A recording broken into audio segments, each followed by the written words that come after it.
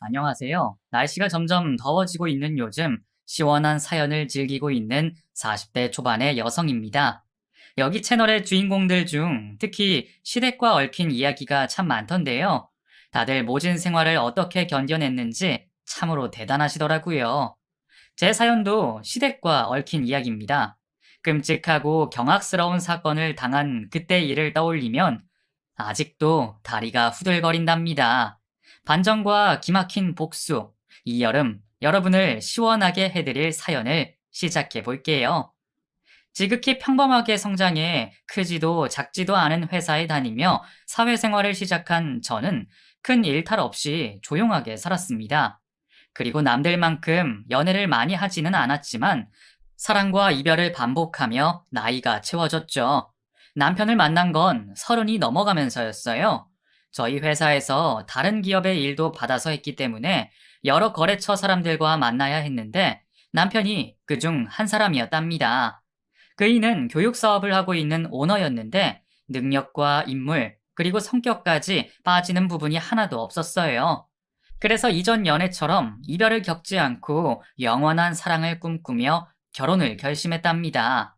남편도 같은 마음이었고요. 자기야, 이제 연애는 그만하고 나랑 결혼하자.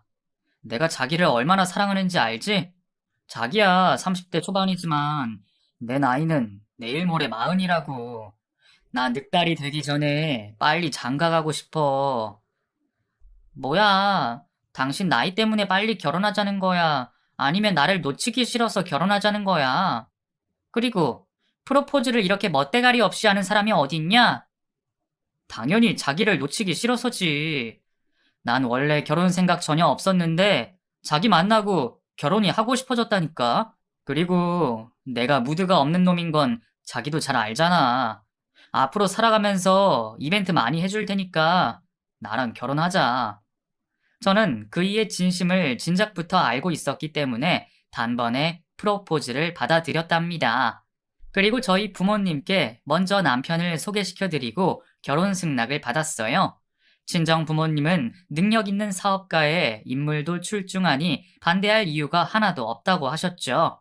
저더러 남편 같은 사람을 만난 게 대견스럽다며 굉장히 흡족해 하셨습니다.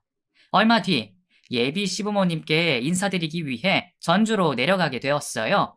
남편의 차가 시댁에 가까워질수록 조금씩 긴장되었는데 집 앞에 주차를 하자 심장이 미친 듯이 뛰기 시작했습니다. 여기가 당신 집이야? 이 큰 집이? 음, 이 집에서 쭉 살다가 대학 졸업하고 독립했어. 지방이긴 하지만 꽤 살만한 곳이야. 살만한 정도가 아닌데? 영화에 나오는 집 같아. 당신 너무 좋았겠다. 으이구, 사람 사는 곳은 다 거기서 거기야. 그만 감탄하고 얼른 들어가자. 저는 입을 떡 벌린 채 시댁의 대문을 지나 마당에 펼쳐진 텃밭과 나무들을 구경하고 현관을 들어섰습니다. 눈에 바로 보이는 거실이 얼마나 넓던지 대학교 MT 장소로 써도 되겠다는 생각까지 들었어요. 이윽고 예비 시부모님과 시누이 넷이 각자의 방에서 우르르 나오더군요. 남편이 식구가 많다고 미리 언지를 주긴 했지만 직접 보고 나니 걱정이 앞서더라고요. 시부모님은 그렇다 쳐도 시누이가 넷 중 하나라도 저를 마음에 들어하지 않으면 골치가 아파질 테니까요. 그래서 일단 한방 미소를 지으며 밝은 목소리로 인사했습니다. 안녕하세요, 아버님, 어머님, 그리고 형님들, 모두 반갑습니다. 다행히 모두 반겨주셨는데 특히 시아버지가 저를 마음에 들어 하셨는지 웃음이 끊이지 않는 얼굴로 말씀하셨어요. 아이고, 우리 며느리가 될 처자가 굉장히 밝구만. 어서 와요. 그러게, 얼굴도 예쁘고 몸매도 우리가 원하던 몸매네. 건강한 애를 아주 잘 낳겠어. 이 사람이? 처음 인사 온 며느리한테 그게 할 소리야? 아니 뭐 어차피 식구 될 건데 어때요? 시어머니는 제 통통한 몸매가 마음에 드셨는지 제 팔과 등을 계속해서 쓰다듬으시며 곁눈질로 보시더라고요. 잠시 후 시누이 둘이 큰 상을 거실로 들고 나왔는데 차려진 음식이 어마어마했습니다. 저희 집에서 제사상을 차릴 때보다 훨씬 많은 음식을 준비하셨더라고요. 우와, 임금님 수라상 뺨치겠어요. 설마 저 때문에 이렇게 많이 준비해 주신 거예요? 휘둥그레진 제 눈을 보며 큰 신우가 대답했습니다. 그럼요. 우리 집안에 귀한 사람이 오는데 이 정도는 기본이죠. 감사해요. 이런 대접은 어디서도 받아보지 못했어요. 그러자 시어머니가 엷은 미소를 지으며 집안에 대해 설명하셨어요. 대충 들어서 알겠지만 아가씨 옆에 있는 내 아들이 우리 가문의 종손이야. 내가 이 녀석을 낳지 못했으면 집안에서 쫓겨날 뻔했지. 그만큼 아들이 귀한 집안이지. 아, 오빠한테 종갓집이라고 말씀 들었어요. 종갓집 종손이라고요. 그렇구나. 그럼 이야기가 쉬워지겠네. 여보, 당신이 결혼 조건을 말해줘요. 결혼 조건이라는 말을 듣자 숨이 턱 막혔습니다. 저는 대저택에 사는 시댁과는 비교되는 평범한 집안의 딸이었으니까요. 그러지. 아가씨, 우리가 종갓집이다 보니 그 며느리를 드리려면 조건이 있을 수밖에 없어. 그 부담이 될 수도 있지만 들어주게나. 우리 집안에 시집 오려면 아들을 꼭 낳아야 해. 요즘 같은 세상에 아들, 딸 구분해서 낳는다 그러면 욕먹는다 그러는데 그건 신세대들이나 하는 소리지. 대대로 가문을 이어가야만 조상들에게 덕을 받고 살 수 있다고. 시아버지가 아들을 낳으라는 조건을 길게 말씀하시자 옆에 계시던 시어머니가 말 허리를 잘랐습니다. 무슨 말이 그렇게 길어요. 나머진 내가 이야기할게요. 아가씨, 들었다시피 아들을 꼭 낳아야만 하니까 산부인과에서 아이를 낳을 수 있는지 검사를 받아와. 자식을 잘 낳을 수 있다는 증거가 있으면 바로 결혼식을 올리도록 하자고. 네? 산부인과에서 검사를 받으라고요? 저는 건강하다고 생각하는데 꼭 받아야 해요? 미안한데 그렇게 해줘. 그래야 우리가 안심하고 손자를 기다리지. 그런데 걱정하지 마. 아가씨 몸을 보니까 아들을 순풍순풍 잘 낳게 생겼어. 이 정도면 아들 하나가 아니라 셋도 가능할 것 같다고. 조금 어이가 없었지만 다른 조건이 하나도 없어 수긍하고 말았어요. 혼수나 예당 같은 건 해올 필요도 없다 하셨고 시집살이나 시누이들과 마주치는 일도 거의 없을 거라고 말씀하셨거든요. 남편은 제 눈치를 보다가 귓속말로 난감하게 해서 미안하다고 말했고 부담 갖지 말고 보통 사람들이 아들, 딸 낳고 사는 걸 생각하라며 따지고 보면 큰 조건이 아니라고 하더군요. 그 말을 들으니 또 고개가 끄덕여졌습니다. 세상 사람들 모두 아들, 딸 잘 낳고 사는데 저라고 못할 게 있나 하는 생각이 들었어요. 그래서 저는 시부모님의 말씀대로 산부인과에서 검사를 받기로 했답니다. 보름 뒤 병원에서 검사 결과가 나왔는데 다행히도 아이를 낳을 수 있는 건강한 몸이라고 했습니다. 그래서 이 사실을 남편에게 알렸고 시댁 식구들까지 알게 되자 바로 결혼 준비를 시작했어요. 시부모님 말씀대로 신혼집과 혼수까지 모두 시댁에서 준비해 주시는 바람에 제가 준비할 것은 거의 없었습니다. 그렇게 저와 남편은 전주에서 결혼식을 올렸어요. 종갓집 종손이라 그런지 집안 어르신들이 엄청 많았고 친척들도 셀 수 없이 많이 오셨답니다. 덕분에 많은 하객들에게 축하를 받으며 주인공이 되었고 해외로 신혼여행을 다녀와 남편과 신혼부부의 삶을 시작했죠. 그이는 사업가답게 매일이 바쁜 사람이었어요. 늦게까지 일하는 건 물론이고 주말에도 전화 받고 달려나가는 날이 일상이었답니다. 여보, 오늘도 일하러 가? 응, 그 대학 교수님들하고 미팅이 있어서. 여보, 우리 신혼부부야. 당신 너무하는 거 아니야? 어머님이 매주 전화해서 아이 소식 있느냐고 물으시는데 내가 할 말이 없더라. 하늘을 봐야 별을 따든가 할 거 아니야. 미안해. 이번 달까지만 좀 봐줘. 그 뒤로는 바쁜 거 다 끝나니까 별 실컷 따다 줄게. 알았어. 조심히 다녀와. 술 너무 많이 먹지 말고. 남편은 약속한 대로 한 달 뒤부터는 저와 많은 시간을 보냈어요. 하늘에 별도 많이 따면서 말이죠. 하지만 시간이 지나도 임신 소식이 없어서 걱정이 늘어갔답니다. 시어머니의 전화만 울리면 심장이 덜컥 내려앉는 기분이었죠. 새아가 아직도 소식이 없는 게냐? 네? 네, 어머님. 아직이요. 괜찮아. 결혼한 지 석 달밖에 안 됐는데 벌써 애가 들어서는 것도 무리긴 하지. 여하튼 몸 관리 잘하고 건강식으로 밥 잘 챙겨 먹어라. 그리고 새애기 너한테 택배 좀 붙였다. 보약 한 제 지었으니까 아침 저녁으로 잘 챙겨 먹도록 해. 당연히 시어머니가 지어준 한약은 임신이 잘 되도록 하는 약이었어요. 친정 엄마가 신혼집에 오셔서 한약 재료를 읽어보시더니 일반적으로 한의원에서 많이 파는 임신 잘 되는 한약을 지어줬다고 하더라고요. 그렇게 한약까지 먹으며 노력했지만 석 달이 더 지나도 아이 소식은 찾아오지 않았습니다. 시어머니는 여전히 매주 전화를 걸어 임신에 대해서만 물으셨고요. 그런데 참 이상한 게 종갓집이라면서 며느리에게 내려오라는 말씀은 하지 않으셨습니다. 아니, 강한 어조로 절대 내려오지 말라고 일렀어요. 어머님, 추석에 오빠랑 내려갈게요. 아무리 서울에 살고 바쁘다고 하지만 종갓집 며느리인 제가 손을 보태어드리는 게 도리 같아요. 예, 그게 무슨 소리니? 넌 우리에게 아주 귀한 존재야.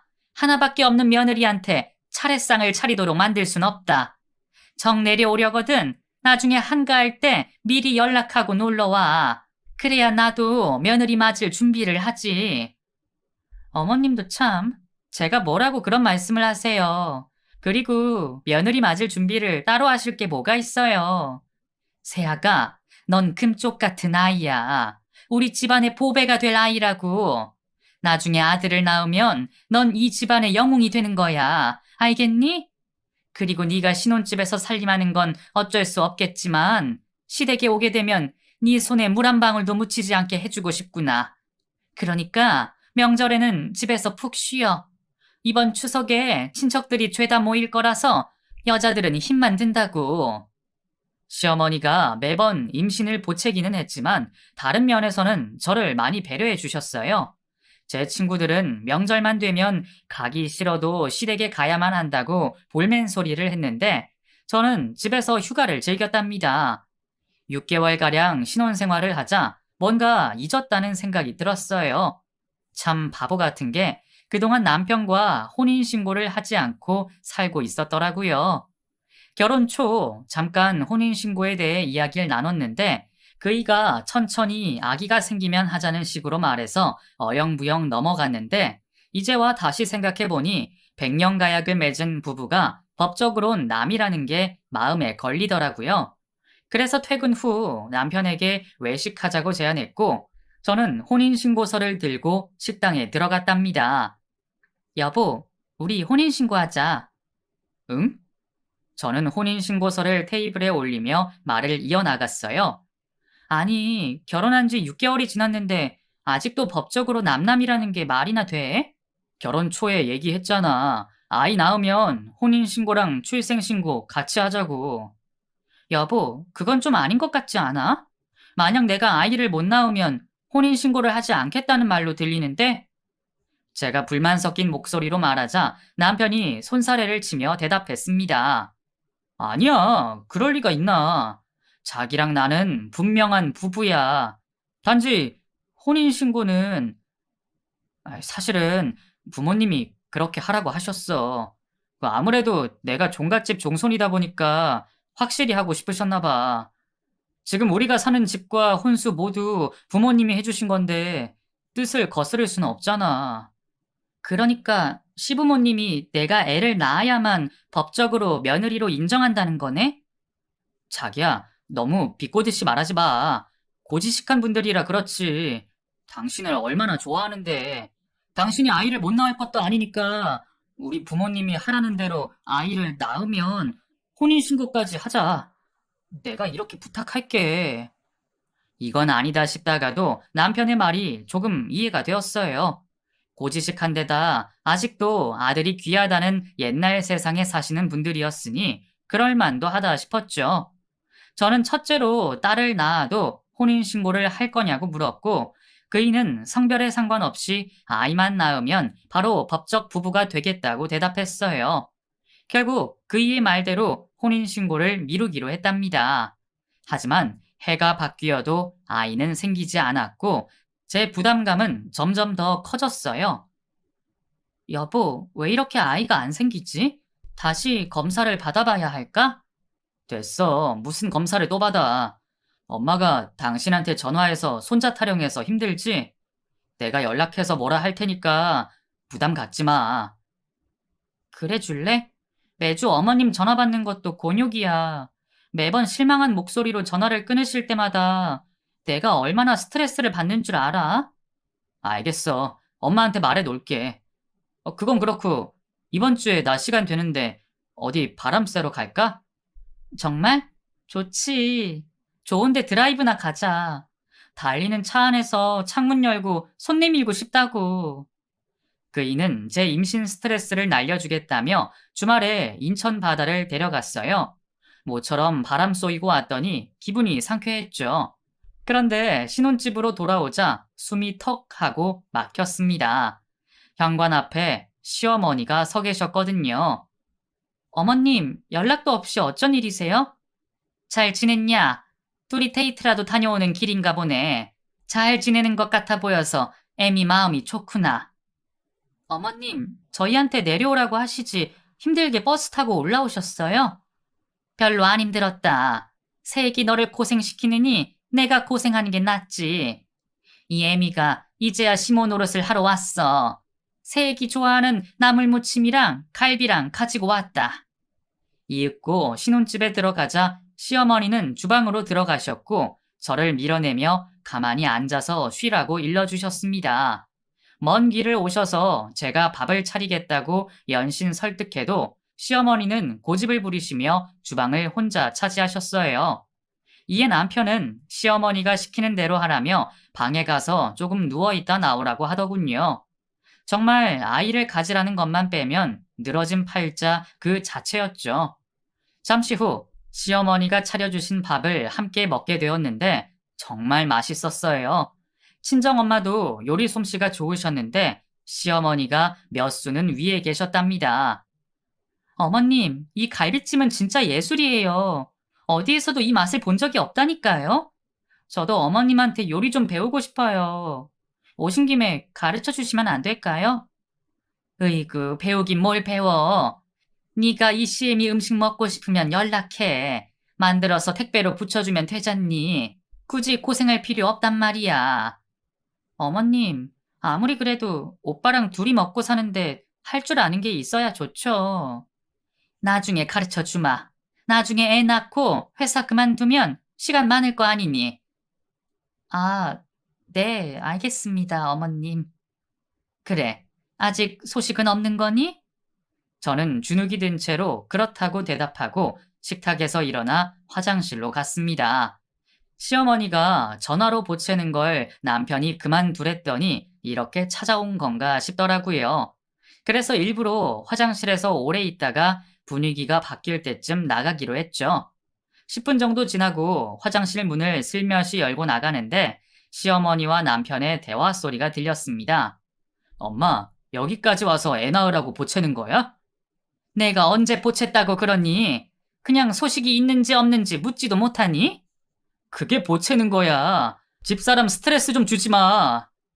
아이고, 아주 애처가 나셨구만. 알겠다, 이놈아. 때가 되면 어련히 손자가 생길 거니까 가만히 좀 있으라고. 알았대도. 그나저나 새애기가 첫 애를 아들로 낳아야 될 텐데 또 딸을 낳으면 네 아버지 또 뒷목 잡을 거다. 두 사람의 대화를 듣다 보니 뭔가 이상했습니다. 또 딸을 낳으면 안 된다는 식으로 말씀하셨는데 제가 알기엔 시누이 넷 모두 아이가 없었거든요.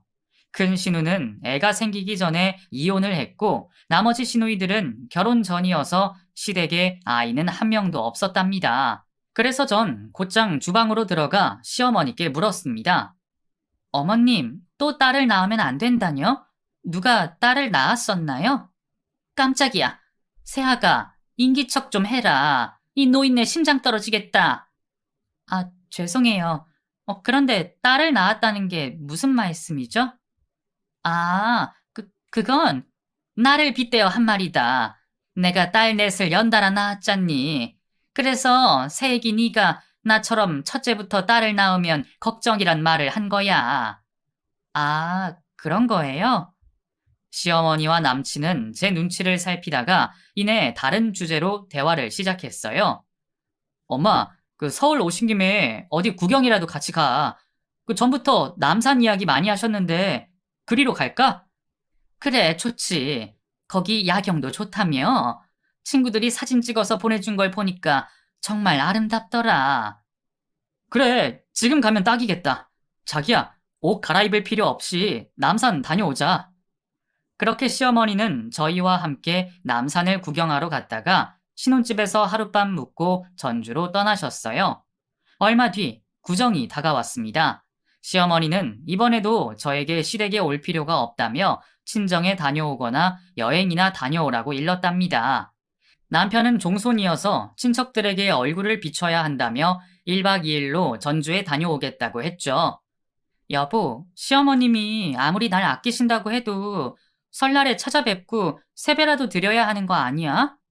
생각해보니까 결혼하고 한 번도 시댁에 내려가지 않았다고. 한가할 때도 내려가려고 연락드리면 집안에 행사가 있다고 하시면서 절대 오지 말라셔서 여태 못 갔잖아. 그거야 자기가 힘들어질까 봐 그런 거지. 그 명절이나 집안 행사가 있으면 우리 집에 친척들 50명은 넘게 찾아와. 우리 집이 종갓집이니까 친척들이 모이는 날은 그만큼 자주 있고 말이야. 엄마는 자기가 그 많은 손님들을 대접하는 게 마음에 걸리셔서 그런 거니까 서운하게 생각하지 마. 서운하진 않은데 그래도 며느리 된 도리는 해야 하는 게 아닌가 싶어서 조금 있으면 결혼 1주년인데 시댁에 한 번도 가지 않았다는 게 말이 돼? 친정 부모님도 가만히 있지 말고 먼저 나서서 시댁에 가라고 하셨단 말이야. 그럼 다음 달에 한번 내려가자. 집안 행사 없는 날로 정해서. 그 이의 말에 수긍하고 말았습니다. 알겠어. 그럼 이번 명절에도 나 홀로 방콕을 해야겠구나. 친정에 다녀와. 그리고 나도 하룻밤만 자고 올 거니까 다녀와서 어디 놀러 나가자. 그럴까? 좋아. 각자 셀프 효도하고 돌아와서 바닷가나 놀러 가자.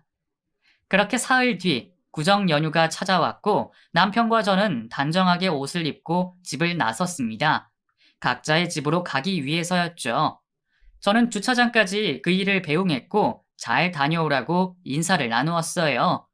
여보, 잘 다녀와. 운전 조심하고. 그래. 장인어른 장모님께 안부 전해드려. 응, 나도 시부모님께 안부 전해줘. 이윽고 시동을 건 남편이 출발했고 아파트 단지를 빠져나갔습니다. 저는 친정을 가려고 버스 정류장을 향했고요. 그런데 왠지 친정집에 가고 싶은 마음이 들지 않았습니다. 거의 매주 친정 부모님을 뵙기도 했고 설날이라고 특별히 하는 것도 없었거든요. 그래서 전 생각을 바꾸기로 했답니다. 남편과 시어머니에게 말하지 않고 시댁으로 내려가기로 말이죠. 친척들 때문에 힘들 거라고 했지만 저 혼자 고생하는 것도 아니니 마음의 결정을 쉽게 내렸어요. 그래서 친정이 아닌 백화점을 찾아가 시부모님의 선물을 사고 비싼 과일까지 사서 고속버스를 탔답니다. 남편과 시댁 식구들이 저를 보고 얼마나 놀랄지 기대가 되면서 배시시 웃음이 새어나오기까지 하더라고요. 그렇게 길고 긴 시간을 버스를 타고 전주에 도착해 택시를 타고 시댁으로 향했습니다. 거의 1년 만에 찾아온 시댁은 여전히 웅장하고 으리으리한 저택 그대로였어요. 저는 설레는 마음으로 초인종을 울렸고 잠시 후 큰 시누이가 나와서 문을 열어주더라고요. 오이케? 네, 형님. 반가워요. 오랜만이에요. 반갑게 인사하는 저와는 달리 시누이는 당황한 기색이 역력했습니다. 응, 반가워. 그동안 잘 지냈지? 네, 저 들어가도 될까요? 응, 여기까지 왔는데 당연히 들어와야지. 어서 들어와. 시누이는 고개를 돌리며 똥 씹은 표정을 지었습니다. 제가 못 볼 줄 알았겠지만 확실히 그 표정을 보았죠. 왜 그런지 이유는 몰랐지만 무척이나 화가 났답니다. 제가 못 올 때라도 온 것 마냥 달갑지 않아 하시는 걸 보니 먼 길을 괜히 찾아온 느낌까지 들었죠. 그래도 큰 시누이 말고 시댁 식구들과 친척분들이 저를 반겨줄 거라는 마음으로 애써 미소를 짓고 시댁 안으로 들어갔답니다. 신발장을 보니 그다지 많은 손님들이 오시진 않은 것 같더라고요. 어린아이들 신발이 여러 켤레 보이길래 남편 사촌의 조카들이 놀러 온 것 같았죠.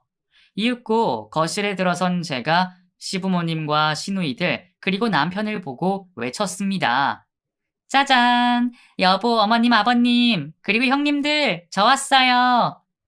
제 외침에 시댁 식구들이 고개를 들어 올려 저를 보더니 놀라다 못해 기겁하는 표정을 짓더라고요.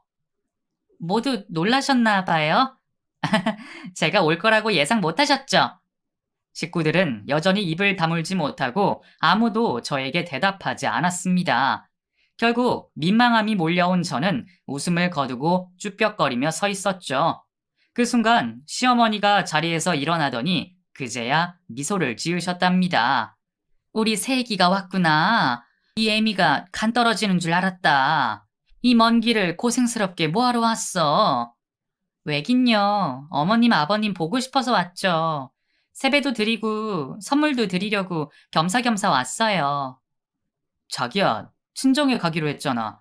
이럴 거면 그냥 나랑 같이 오지 그랬어. 그럼 당신이 날 데려왔을 거야? 무조건 쉬라고 하던 게 누군데 그래.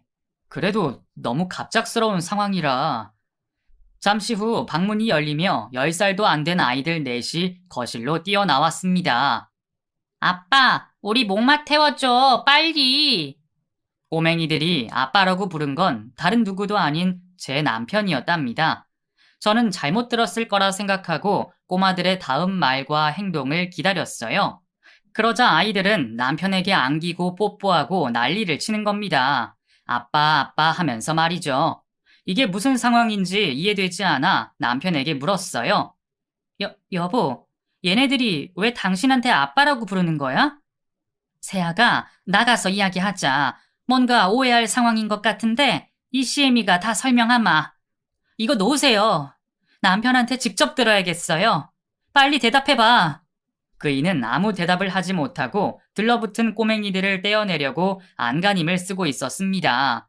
그런데 그때 조금 전 열렸던 방에서 낯선 여자가 모습을 드러냈어요. 그녀는 저를 무표정한 얼굴로 보더니 이내 말문을 열었습니다. 새로 들어온 며느리이신가 봐요. 저는 이 집 전 며느리예요. 네? 전 며느리요? 진짜 아무것도 몰랐나 보네. 나는 이 인간이랑 결혼 생활을 10년이나 했어요. 그 사이에 딸 넷을 낳았고요. 그 딸들이 누군지는 말 안 해도 아시겠죠? 내가 오늘 이 집에 오길 잘했네. 우린 작년에 이혼했어요. 양육권을 이 인간이 가져가는 바람에 어쩔 수 없이 가끔 이 집에 들른답니다. 그런데 어쩜 재혼한 여자가 처녀였다니. 이 인간이나 식구들이나 한 사람 인생을 망치려고 작정을 했네요. 이게 다 무슨 개풀 뜯어먹는 소리인지 두 귀로 듣고도 현실을 부정하고 싶었습니다. 이윽고 남편이 다급하게 제 앞에 무릎을 꿇더군요. 자기야, 내가 설명할게. 이게 어떻게 된 거냐면 결혼했던 게 맞긴 맞아. 그 이의 실토에 일단 뺨부터 한 대 날렸습니다. 나쁜 자식. 이혼남인 걸 숨긴 것도 모자라서 애가 넷이나 있는 걸 숨겨? 네가 그러고도 사람이니? 미안해. 하지만 지금은 완벽한 남남이야. 당신하고 나 사이에는 아무 문제가 없다고. 그러니까 흥분 가라앉히고 앉아봐. 문제가 없다고? 네 눈엔 이게 아무렇지도 않은 거야? 저기 멀뚱히 서 있는 당신 전처 아들 못 낳아서 이혼당한 거지? 이제야 알겠다. 혼인신고를 왜 미뤘는지. 내가 딸을 낳았으면 그냥 버리려고 했던 거야. 제 분통에 남편의 전처가 입을 열었어요. 맞아요. 내가 이 인간하고 이혼하게 된 것도 바로 딸만 낳았기 때문이에요. 산부인과에서 5째는 낳기 어렵다고 하니까 시부모랑 이 자식이 바로 이혼 서류를 들이밀더라고요. 그리고 당신과 재혼한 거죠. 그런데 그거 아세요? 이 인간은 나랑 이혼하기 전부터 당신을 만나왔던 사실이요. 그게 사실이에요?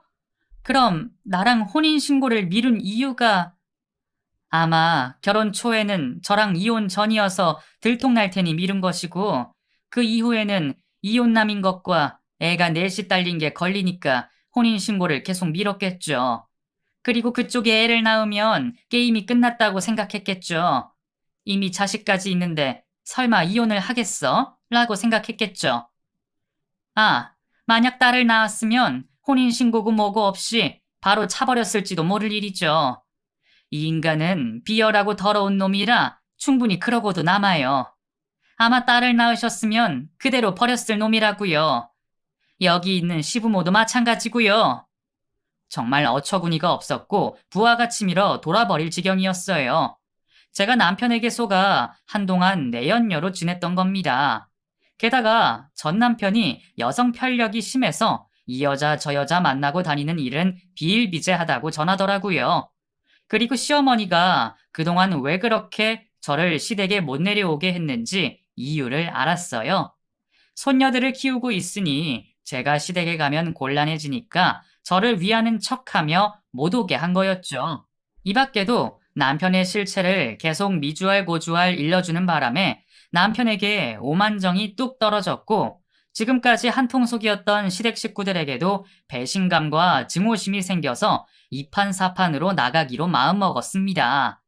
먼저 남편의 전처에게 아이들을 방으로 데려가라고 부탁하고 방문이 닫히자마자 남편의 머리채를 잡았어요. 이 천하의 사기꾼아. 혼인신고를 미룬 이유가 그거였어? 애가 넷이나 있으면서 감쪽같이 숨기고 나랑 결혼을 해? 너 같은 놈은 다신 여자를 못 만나게 해야 돼. 이어서 그이의 급소를 확 걷어찼습니다. 남편은 비명을 지르며 바닥을 대굴대굴 굴렀네요. 그래서 다음 타겟으로 시누이 넷이 눈에 들어왔답니다. 저는 쌍욕을 퍼부으며 겁에 질린 시누이들에게 다가갔고 2명의 머리채를 잡아채는데 쉽게 성공했죠. 이것들아, 니들도 다 똑같아. 멀쩡한 처녀를 속이고 망나니 동생을 장가보내? 이 쓰레기들 다 죽었어! 나머지 신우 둘의 머리채도 이어 잡았더니 제 손에는 머리카락이 한 움큼이 뽑혀 있었습니다. 얼마나 분노했는지 힘들지도 지치지도 않더라고요. 그리고 다음으로 응징할 시부모님이 남았는데 차마 머리채를 잡을 수 없어서 주방 식탁 위에 올려져 있는 냄비를 들었어요. 그 안에는 차갑게 식은 떡국이 가득 있더라고요. 저는 이거다 하고 느꼈고 곧장 시부모님의 얼굴에 떡국을 촥 뿌렸습니다.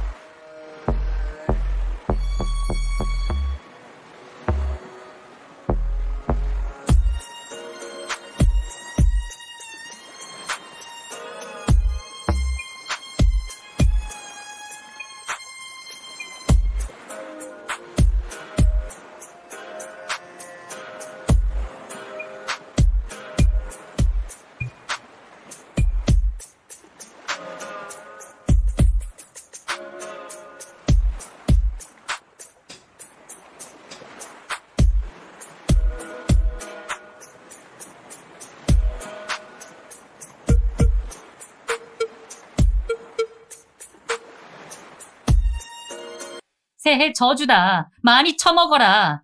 뭐? 내 손에 물 한 방울 묻히고 싶지 않고 고생시키기 싫어서 시댁에 오지 말라고?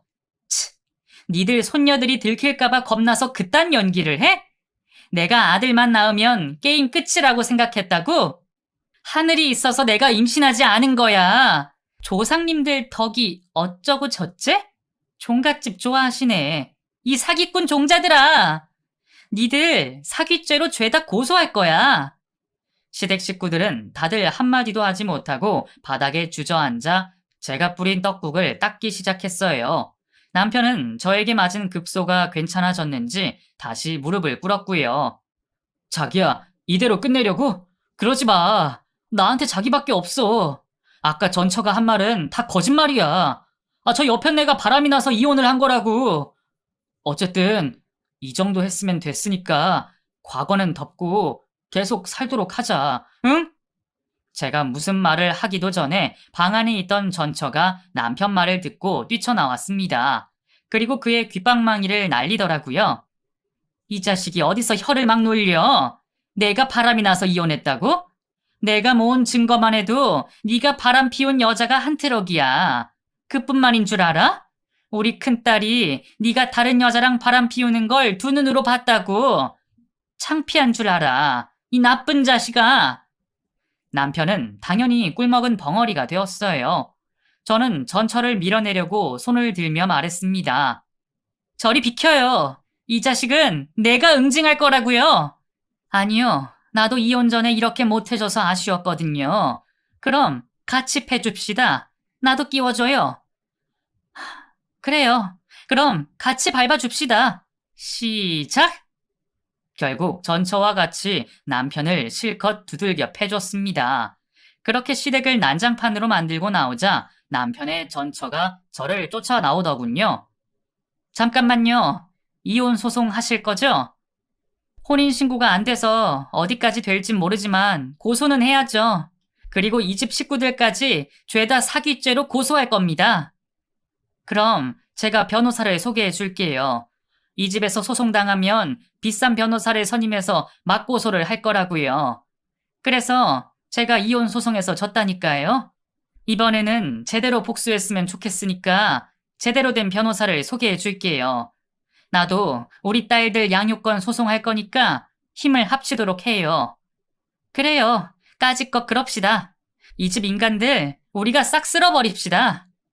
그래서 저희 두 여자는 함께 배부터 채우기로 하고 식당에 들어갔습니다.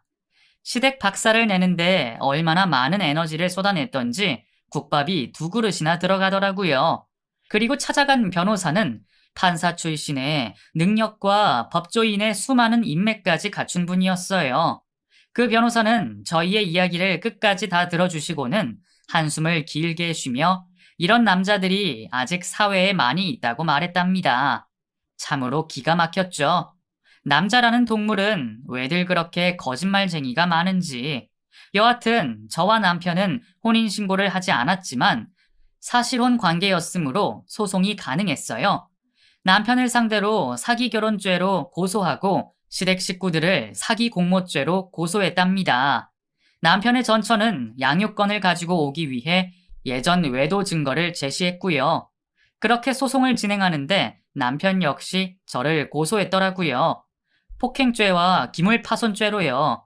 시댁에서 난리친 걸 동네방네 떠들고 싶었는지 당당하게 제가 한 행동들이 적힌 내용 증명서까지 보냈더라고요. 저에게 줄 위자료를 한 푼이라도 아끼려고 수를 쓴 거였죠. 하지만 저는 벌금형에 처해졌고 남편과 시댁 식구들은 저에게 막대한 위자료를 지급하라는 명령이 떨어졌습니다. 그리고 남편의 전처도 불륜 사실을 인정받아 양육권을 가지게 되었네요. 인간 말종 사기꾼과 싸워서 여자 둘이 완벽히 승리를 이루어낸 거죠. 그 길로 남편의 전처와 악수를 하고 헤어졌습니다. 다음에 만나거든 좋은 일로 만나자고 약속했어요. 하지만 저는 여기서 만족하지 않았어요. 전 남편이 된 그놈이 하는 사업이 교육 사업인데 그런 파렴치하니 교육계의 얼굴을 들고 다니는 게 불쾌했답니다. 그래서 전 남편과 연계된 교수와 교사들 그리고 교육청에서 근무하는 공무원들까지 하나하나 찾아가서 제가 판결서를 보여주며 어떤 놈인지 각인시켜 주었어요.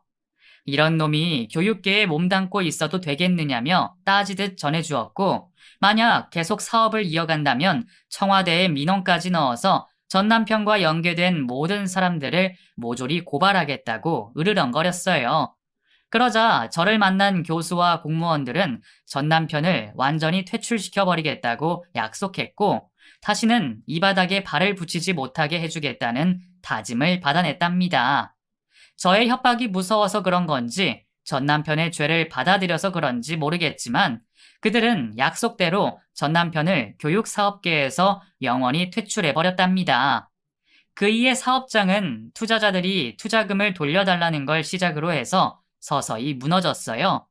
전 남편이 제작한 교재는 모두 반품까지 들어와서 막대한 자금을 물어줘야 했는데 거기서 완전히 부도 처리를 하고 말았다네요. 그래서 전 남편은 쫄딱 망한 채로 전주로 돌아갔답니다. 시댁의 저택은 무너뜨리지 못했지만 꽤 많은 피해를 줘서 큰 재산을 날렸으니 그걸로 만족했네요. 이후 저는 빵빵하게 받은 위자료로 서울에 있는 아파트를 제 명의로 얻게 되었습니다. 내 집 마련을 이런 식으로 하다니 정말 웃기지 않나요? 어쨌든 저는 위자료로 새 출발을 하게 되었어요. 다니던 회사는 그대로 다니고 있고 남자친구도 생겼답니다. 하지만 결혼은 전혀 생각지도 않고 있습니다. 이 남자도 전 남편처럼 무시무시한 걸 숨겼으면 어쩌나 하는 걱정이 너무 크거든요. 물론 남자친구는 숨기는 게 하나도 없다고 말하지만 쉽게 믿음이 가지 않네요. 지금까지 종갓집 식구들에게 속아 사기 결혼을 하고 살다가 진실이 밝혀져 시댁을 아작내고 거액의 위자료를 받아낸 사건이었습니다. 속이 답답하다가도 마지막엔 시원하게 느껴지셨죠? 가끔 전 남편의 얼굴이 떠오르면 미칠 듯이 화가 나는데 시댁을 아작냈던 순간을 떠올리며 과거를 잊으려고 애쓰고 있습니다. 그럼 이만 줄일게요. 지금까지 경청해주신 여러분께 감사의 말씀을 전합니다. 안녕히 계세요.